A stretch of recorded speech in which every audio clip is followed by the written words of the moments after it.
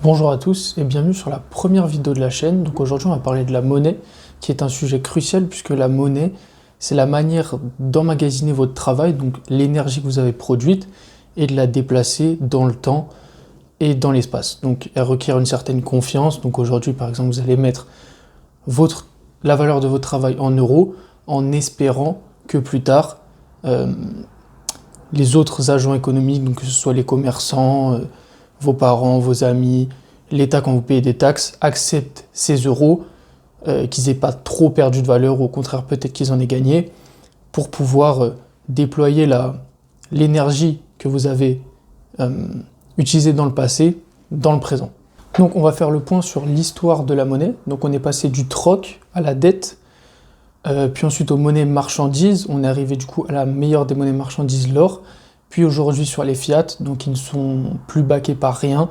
Avant ils étaient backés par de l'or. Maintenant c'est juste des billets qu'on s'échange et qui sont émis par l'euro par la Banque Centrale Européenne, le dollar par la Fed et ainsi pour toutes les autres monnaies de la même manière. Donc pour revenir au début de la civilisation, forcément la monnaie c'est pas apparue de nulle part, elle a une certaine histoire. Donc premièrement on a eu le troc, donc c'était simplement dans des petites communautés où je produis quelque chose, mon voisin produit quelque chose et on s'échange de cette manière. Le problème avec le troc c'est qu'il faut que si par exemple je produis du pain et il produit de la viande, il faut que quand je lui donne du pain, lui veuille recevoir du pain contre de la viande, que moi je veuille recevoir de la viande, et dans des quantités qui sont proportionnelles pour que l'échange soit équitable pour tout le monde. Donc voilà, ça s'appelle la double coïncidence des besoins, et c'est très improbable d'arriver.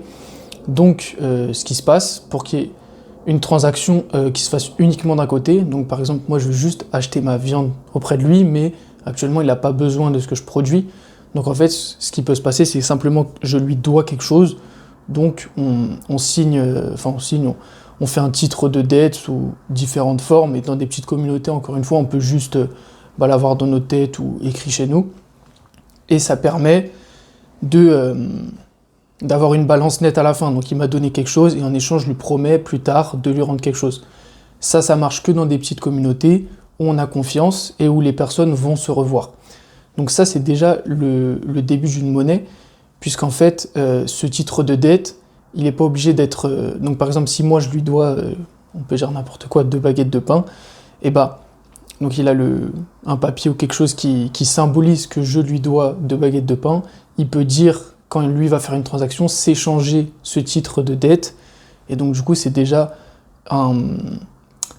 une première forme de monnaie, donc ça permet de standardiser les échanges et de passer par un bien. Donc au lieu que on s'échange directement la chose et qu'il y ait besoin d'avoir la double coïncidence des besoins, on passe directement par ce titre de dette qui permet d'avoir une meilleure fluidité dans les échanges.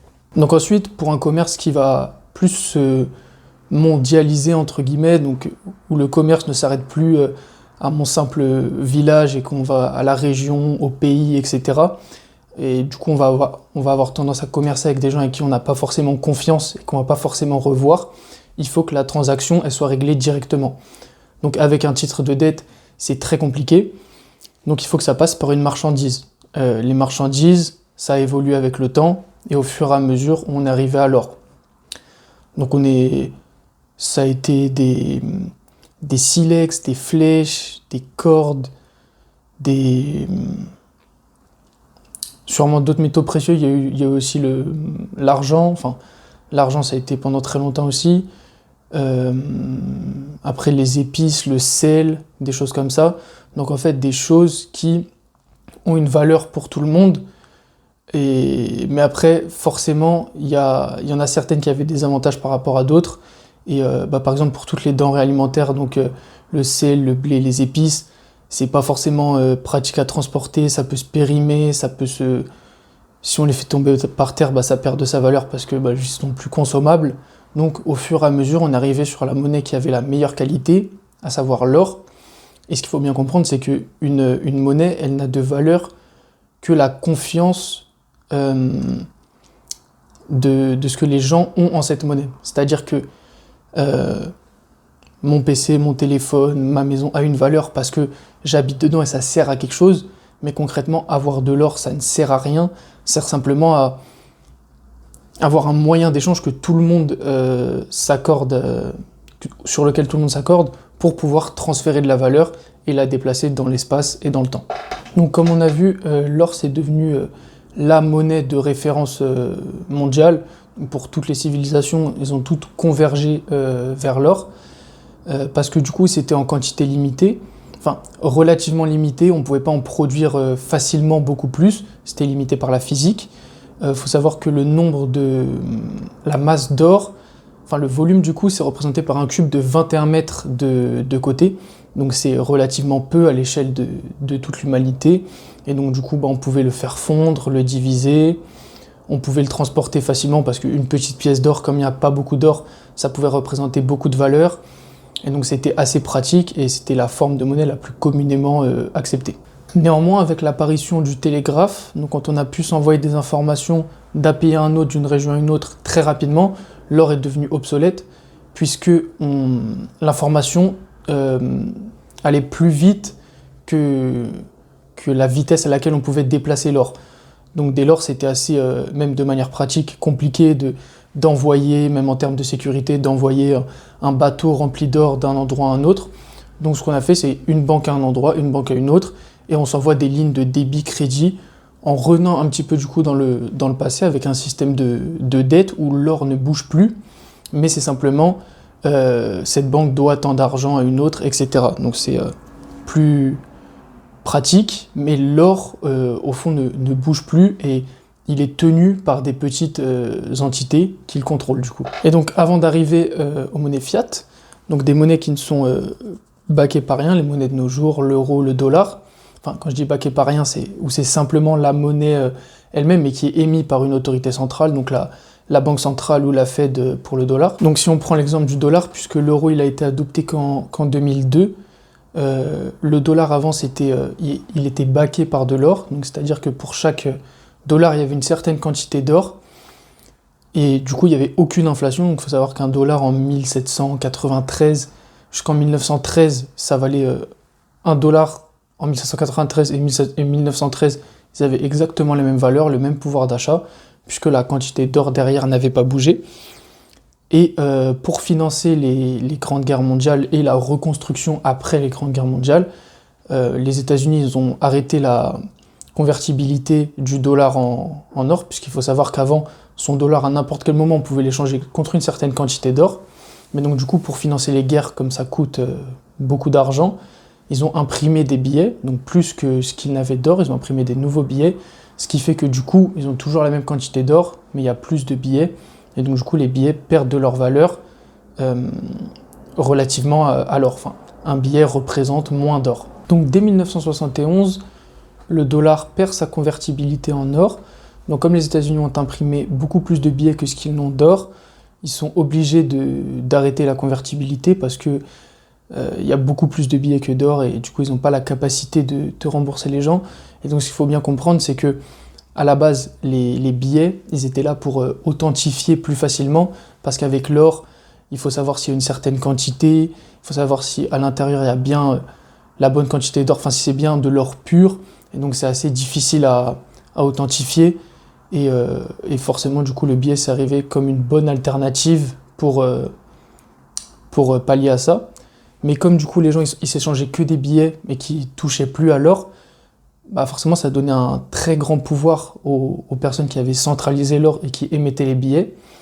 Et c'est un pouvoir qui, je pense, est beaucoup trop grand pour des individus, puisqu'ils ont littéralement le pouvoir de créer des billets qui donnent l'illusion de valeur aux gens qui l'utilisent. Et donc c'est comme ça qu'on se retrouve aujourd'hui dans un système avec de l'inflation. Donc l'inflation, il y a deux choses. Premièrement, il y a l'inflation monétaire, donc c'est l'augmentation de la masse monétaire. Si avant, dans toute l'économie, il y avait 1000 $ et qu'on en imprime plus, et qu'on imprime 2% de plus, ça c'est de l'inflation. Maintenant, l'inflation telle que c'est présenté aujourd'hui dans les médias et même plus communément dans le langage, c'est pour symboliser la hausse des prix. Mais ce qu'il faut bien comprendre, c'est que la hausse des prix, est différente de l'augmentation de la masse monétaire.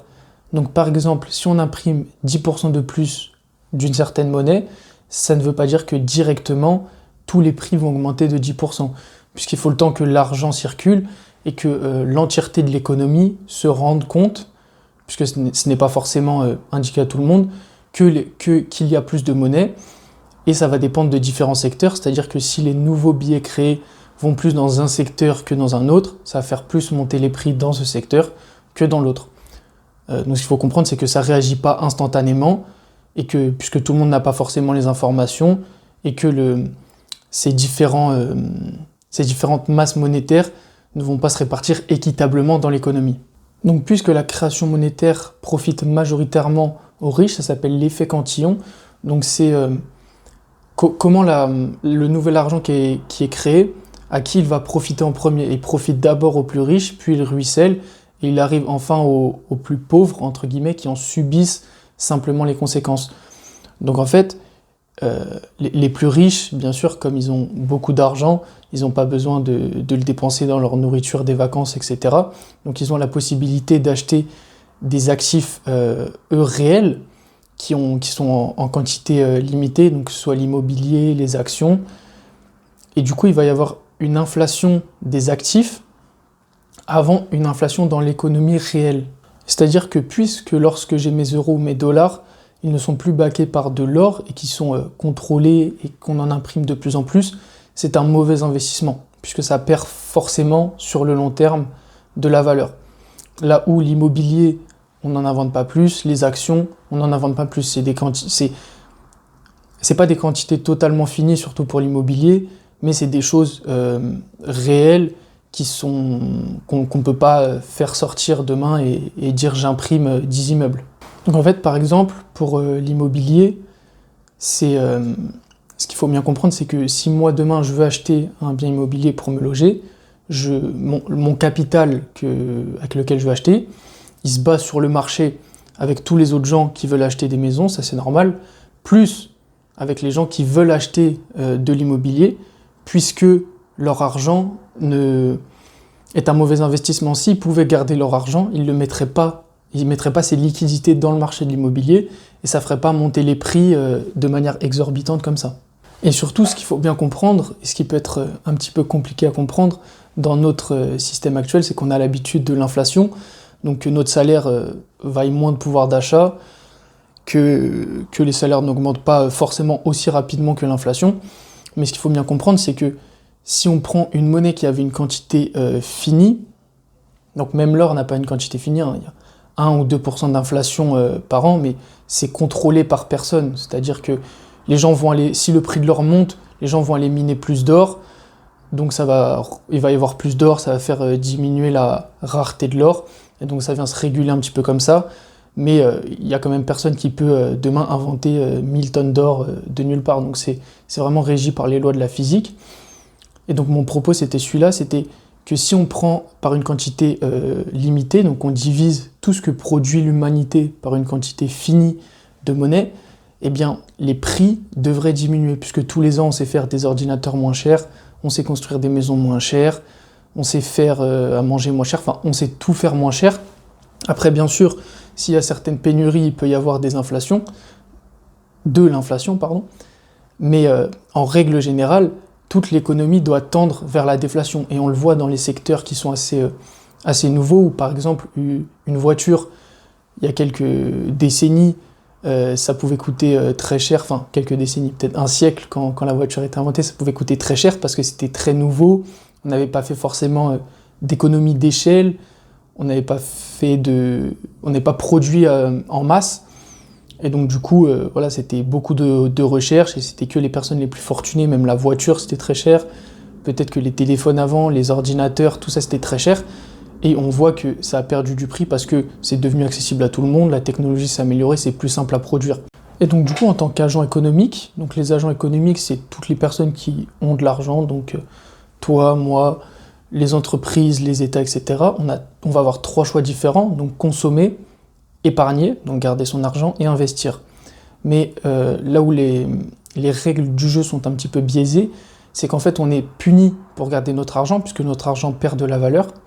Et donc en tant que consommateur, une fois qu'on a dépensé qu'on a consommé pour payer notre loyer, notre nourriture, etc., avec le peu d'argent qui reste, enfin le peu, plus si on est plus aisé, on va être beaucoup plus enclin à consommer sur des choses pour lesquelles on n'a pas forcément envie de consommer, ou pour lesquelles, si on avait une monnaie qui gardait sa valeur ou qui prenait de la valeur, comme je prends le cas d'une monnaie avec une quantité limitée, eh bien l'argent prendrait de la valeur au fur et à mesure du temps, puisqu'il bénéficierait des gains de productivité de l'humanité. Et en parallèle, pour les entreprises, elles ont le même problème. Une fois que les entreprises ont dégagé un bénéfice, elles ont le choix entre le garder ou l'investir dans d'autres projets. Mais là où, si leur argent conservait sa valeur ou en prenait, comme je l'ai dit, elles seraient plus tentées de le garder et d'investir que dans des projets vraiment, réellement intéressants. Mais puisque la monnaie perd de sa valeur, elles vont avoir plus tendance à financer des projets un peu plus facilement, sur des projets qui ne sont pas forcément très intéressants, et donc qui ne sont pas très utiles, et où le marché n'en a pas réellement besoin, on n'en a pas réellement besoin. Donc d'un côté, il va y avoir des consommateurs qui vont consommer alors qu'ils n'ont pas réellement envie, et quand je dis ça, c'est pas conscient, c'est plus dans le fait que la monnaie perde de la valeur, c'est des mécanismes qui sont inconscients, et où du coup on va avoir plus tendance à dépenser son argent, et de l'autre côté, les entreprises vont avoir plus tendance à investir, donc en fait, avec l'argent qu'on n'a pas envie qu'on dépense, mais qu'on pourrait garder en surplus, quoi, si la monnaie ne perdait pas de valeur, on va dépenser cet argent pour faire survivre des entreprises qui ne sont pas vraiment utiles. Donc c'est un petit peu pas très utile, quoi. Et surtout en rajoutant tout ça que puisque toute activité économique pollue, si demain j'achète une boisson, j'ai pollué pour la transporter, pour la créer, pour tous les processus de transformation, etc. Donc vraiment toutes les activités économiques polluent.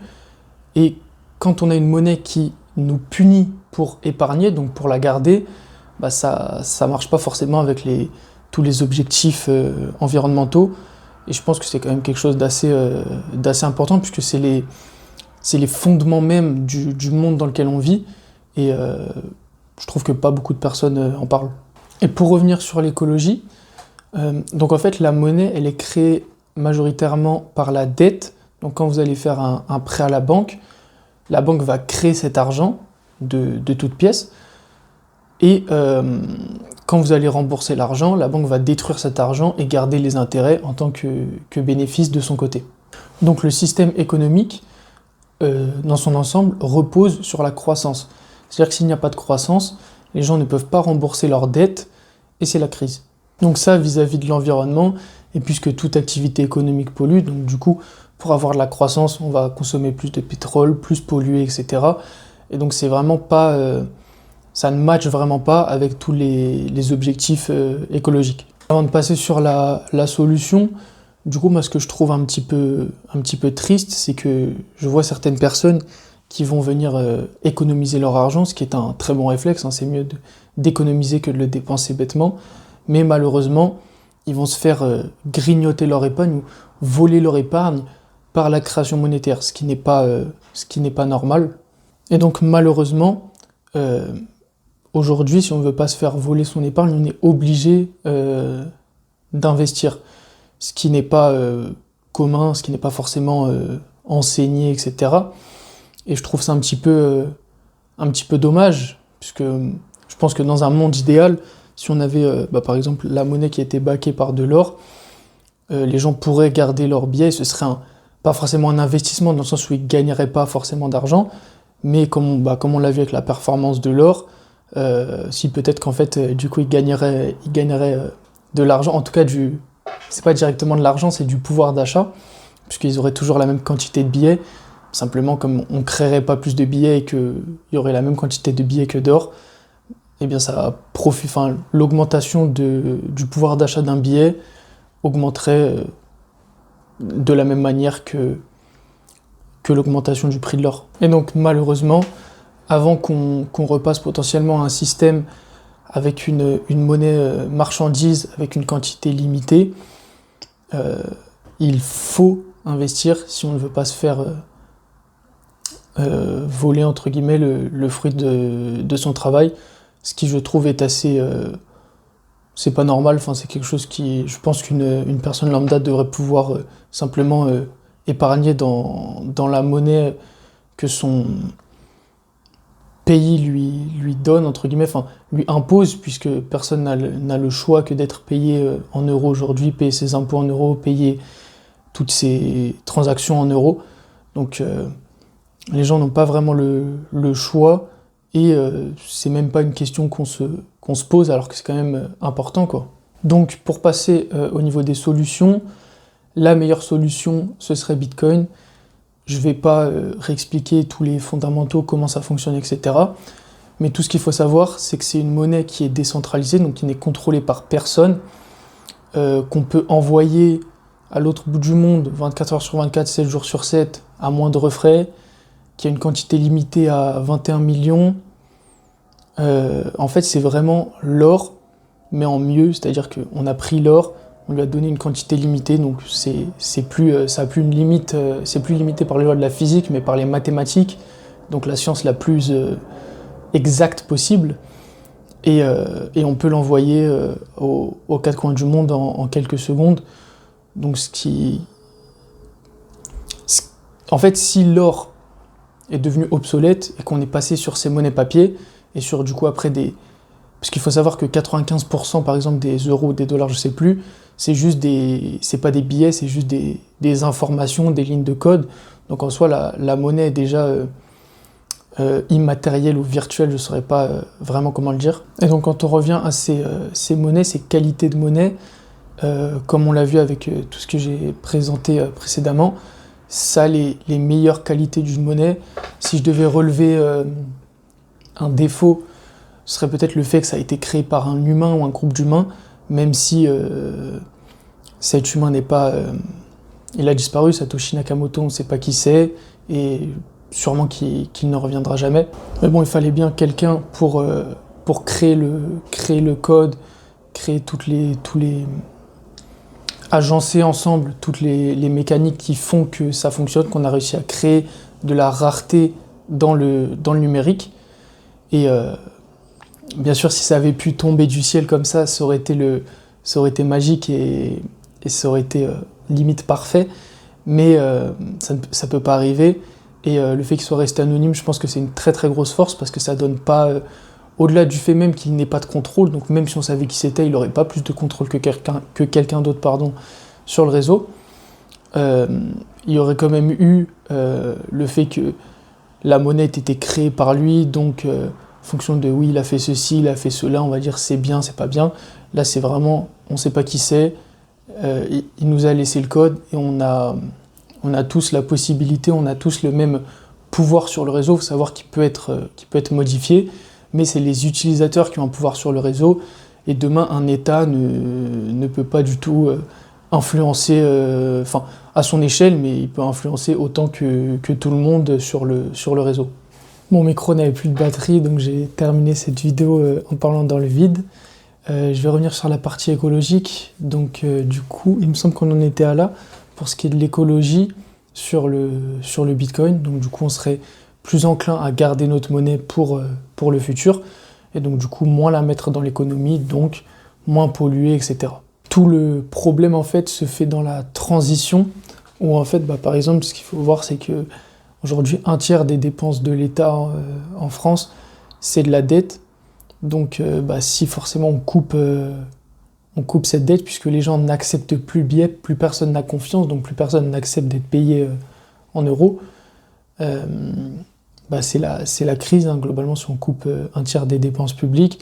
Mais selon moi, on passera forcément par cette étape tôt ou tard, et le retarder, ça fera qu'aggraver la situation au moment où ça s'écroulera. En fait, pour faire simple, la création monétaire, ça peut être pour sauver des entreprises qui font faillite, pour préserver l'emploi, donc c'est bien sur le court terme, mais sur le long terme, c'est délétère, parce que ça fait survivre des entreprises qui sont juste, abreuvées d'aides publiques, et donc qui sont plus compétitives. Et en fait, on fait survivre artificiellement des entreprises. Donc, pour des humains, Peut-être que la question se pose de sauver les gens, je suis tout à fait d'accord, mais pour des entreprises, ça vient juste tuer lentement l'économie en ayant des acteurs, enfin du coup ceux qui sont normalement censés apporter de la concurrence saine pour faire baisser les prix, faire monter l'innovation, si qu'ils fassent bien ou pas bien, on les sauve dans tous les cas. Sur le court terme, c'est bien, on a sauvé l'emploi, c'est cool, mais sur le long terme, ça pose des problèmes et en fait, ça peut pas juste être magique, on imprime de l'argent, on donne de l'argent à tout le monde et tout le monde est riche, quoi. Ça fonctionne pas comme ça et on imprime de l'argent, mais on n'imprime pas de la valeur. C'est simplement que la valeur va être représentée par plus d'argent et que l'argent va perdre en valeur du coup. Donc voilà, j'avais commencé de toute façon sur la fin à beaucoup divaguer, à parler beaucoup. Faudra voir si peut-être je rajouterai des trucs après, voir si j'ai pas oublié certaines parties. Mais du coup, voilà, juste l'idée de la chaîne, Make It Happen, c'est faire en sorte que ça arrive en français. Donc juste pour moi déjà me donner ça, parce que je pense que j'en ai conscience qu'en fait rien n'est acquis et que si on veut quelque chose, faut aller le chercher. Mais on a beaucoup été éduqués dans fais des bonnes études, va à l'école et puis après ce sera bien, t'auras la belle vie. Mais quand on regarde le monde, je pense que c'est pas comme ça. Enfin, tous les gens qu'on admire, c'est pas des gens qui ont fait des études, qui ont été salariés, qui ont fait ça toute leur vie. Après, quand je dis pas forcément d'être un entrepreneur comme les vidéos sur les réseaux là pour de réveille-toi, etc., assez agressive, et je pense qu'en plus ça pousse pas forcément les gens à faire, ça fait plus un instant ils vont se dire ouais je vais faire ça, je vais faire ça, je vais faire ça. Au final ils font rien et puis juste ils culpabilisent. En fait moi je pense juste que rien n'est dur, c'est simplement commencer, sortir de sa zone de confort. Moi au début j'ai voulu faire sur la vidéo j'étais un peu stressé, je trouvais pas forcément mes mots et puis là je pense que voilà je suis pas non plus à mon niveau d'aisance maximale, mais ça viendra avec le temps, si bien sûr je continue et que j'ai envie. Et puis voilà, faut pas hésiter à changer, tester des nouvelles choses, et je pense que c'est juste commencer, et voilà, après on peut faire des choses bien, et surtout même gagner de l'argent en faisant des choses qu'on aime, tu vois, c'est quand même ce serait cool quand même dans la vie, et surtout travailler pour soi. Moi j'aimerais bien, quand on investit en soi, notre argent il travaille pour nous, mais après c'est plus dans le monde du travail, faire quelque chose qui est, comment dire ça, où en fait les bénéfices nous reviennent, même si on est taxé, etc., qu'il y a des barrières à l'entrée, que ce soit réglementaire, que c'est pas forcément facile de faire des choses, mais bon, c'est la vie. Si c'était facile, tout le monde le ferait. Et voilà, il faut pas hésiter à tenter. Et du coup, j'essaye moi-même aussi de ce côté-là de me motiver, parce que je sais que je reste souvent dans ma zone de confort. Donc voilà, je vais pas monopoliser plus la parole, je pense que j'ai déjà quand même beaucoup parlé. Et puis on se dit à la prochaine pour une nouvelle vidéo si jamais il y a d'autres sujets qui m'intéressent.